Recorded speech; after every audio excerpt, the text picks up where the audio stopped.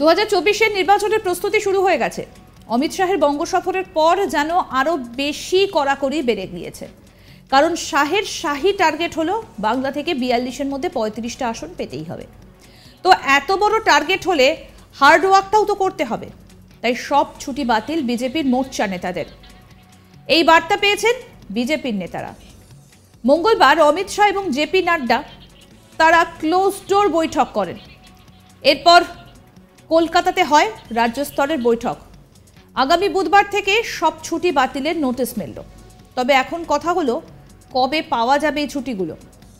Vote মিটলে তবে গিয়ে পাওয়া যাবে এই ছুটি।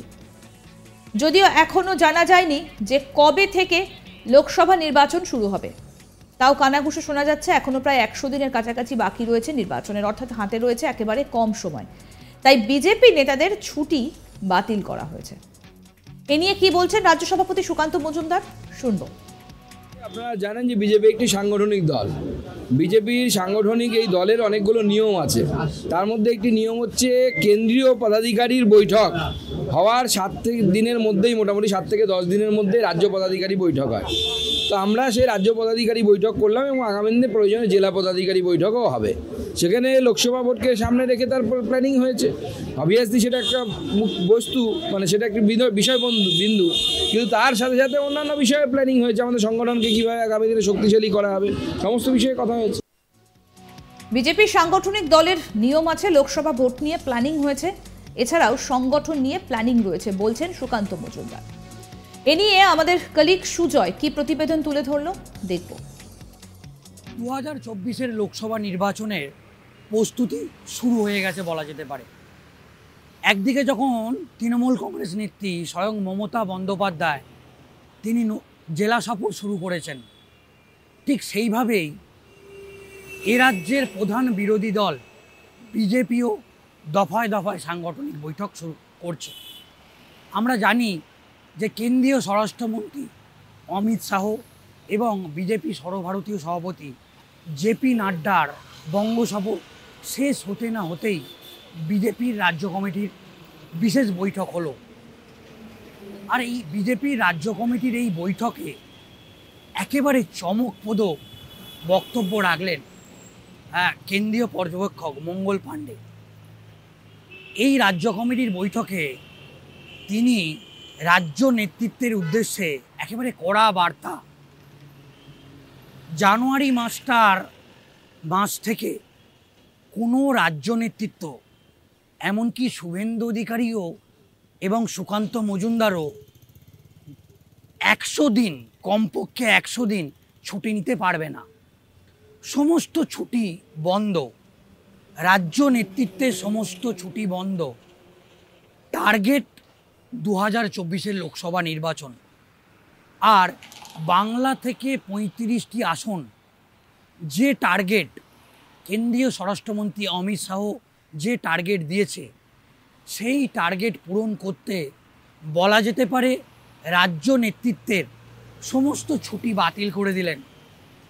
সেই রাজ্য কমিটির বৈঠকে কেন্দ্রীয় পর্যবেক্ষক মঙ্গল পাণ্ডে তিনি বলেছেন যে শুভেন্দু অধিকারী সুকান্ত মজুমদার নয়, রাজ্য কমিটির সমস্ত নেতৃত্বের, বিশেষ করে যুব মোর্চা, মহিলা মোর্চা থেকে শুরু করে প্রত্যেকের, রাজ্য কমিটির প্রত্যেক সদস্যের 100 দিন অন্তত ছুটি বাতিল। যা ছুটি নিয়ে আপনারা নিয়ে নিন এবং বাড়িতেও জানিয়ে দিন। 100 দিন আপনারা কোনো ছুটি পাবেন না। মূলত দলের কাজে, সংগঠনের কাজে আপনাদের লেগে পড়তে হবে। এবং এই বৈঠকে কেন্দ্রীয় পর্যবেক্ষক মঙ্গল পাণ্ডের এই বক্তব্য একেবারে তাৎপর্যপূর্ণই বলা হতো। এবং এই বৈঠকে বিরোধী দলনেতা শুভেন্দু অধিকারীর একটি বক্তব্য, যে বক্তব্য একেবারে তাৎপর্যপূর্ণ বলা যেতে পারে। শুভেন্দু অধিকারী এই বৈঠকে মন্তব্য করেছেন, 2024-এর লোকসভা নির্বাচনের জন্য বাংলার মাটি বলা যেতে পারে প্রস্তুত। রাজ্যের মানুষ বিজেপিকে ভোট দেওয়ার জন্যে পুরোপুরি প্রস্তুত, জমি প্রস্তুত। এবার আমাদের রাজ্য নেতৃত্বকে এই ভোট করানোর ব্যাপারে রেডি হতে হবে। সমস্ত বিষয়ই বঙ্গ বিজেপির পক্ষেই আছে, কিন্তু রাজ্য নেতৃত্বকে একেবারে বুথ স্তরে পৌঁছে যেতে হবে, সাংগঠনিক স্তরে পৌঁছে যেতে হবে। তাহলেই 2024-এর এই 35টি যে টার্গেট, এই টার্গেট কোনো টার্গেটই না।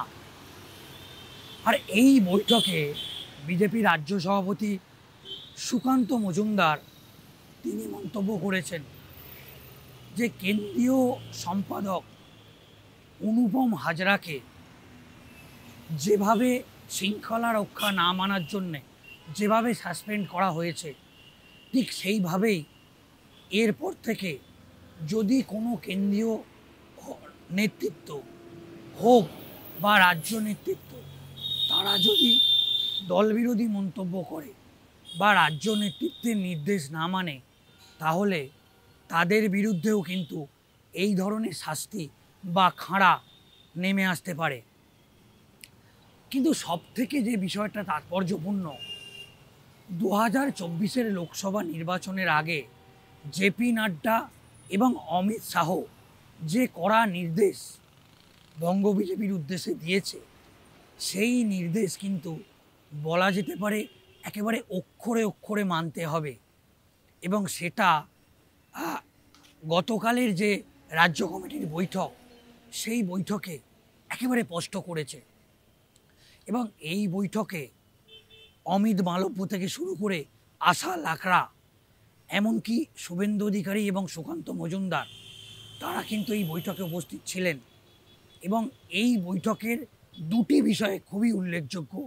এক হচ্ছে সমস্ত রাজ্য নেতৃত্ব, সেটা শুভেন্দু অধিকারী এবং সুকান্ত মজুমদার হোক বা সমস্ত রাজ্য কমিটির সদস্য, তাদের প্রত্যেকের ছুটি বাতিল করে দিলেন। 1 জানুয়ারি থেকে বলা যেতে পারে একেবারে টানা 100 দিন তারা কোনো ছুটি নেবে না।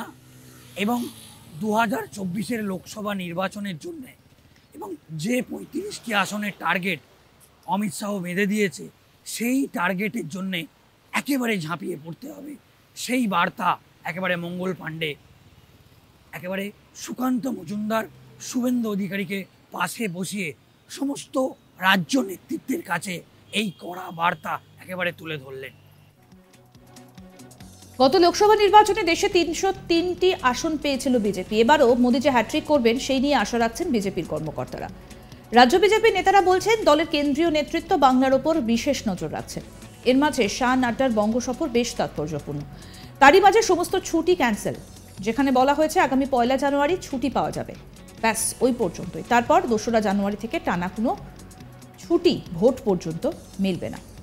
আরও আপডেট পেতে আজ তাক বাংলার ইউটিউব চ্যানেল সাবস্ক্রাইব করুন, নোটিফিকেশন পেতে বেল বাটন অপশন প্রেস করুন। এই ভিডিও সম্পর্কে আপনাদের মতামত জানান, কমেন্ট করুন, শেয়ার করুন, হোয়াটসঅ্যাপে ফলো করুন আজ তাক বাংলা।